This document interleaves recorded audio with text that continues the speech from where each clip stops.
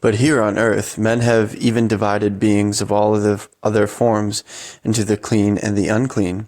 Tell me, what guided them when they made this division? Why, for instance, is a sheep clean and a lion unclean? Are they both not equally beings? This also was invented by people, and why have they invented it and made this division?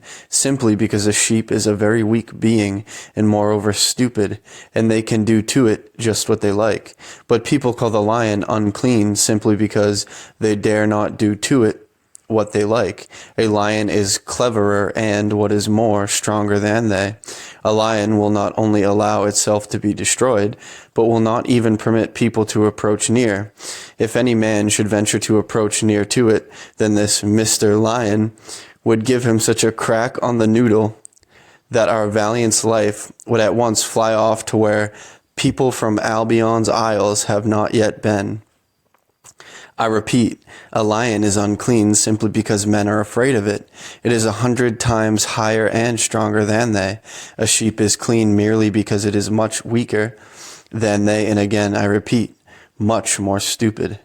Every being, according to its nature and to the gradation of its reason, attained by its ancestors and transmitted by heredity, occupies its definite place among beings of other forms. A good example for clarifying what I have just said is the difference between the already definitely crystallized presences of the psyche of your dog and of your cat. If you pet your dog a little and get it used to anything you please, it will become obedient and affectionate to the point of abasement. It will run after you and cut every sort of caper before you just to please you all the more. You can be familiar with it, you can beat it, you can hurt it. It will never turn on you, but will always humiliate itself still more before you. But try the same on your cat. What do you think? Will it respond to your indignities as your dog did, and cut the same humble capers for your amusement? Of course not. Even if the cat is not strong enough to retaliate immediately, it will remember this attitude of yours towards it for a long time, and at some time or other will get its revenge. For instance, it is said that it has often happened that a cat has bitten the throat of a man while he was asleep.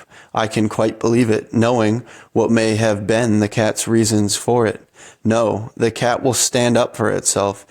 It knows its own value, it is proud, and this is merely because it is a cat, and its nature is on that gradation of reason where according to the merits of its ancestors, it just should be.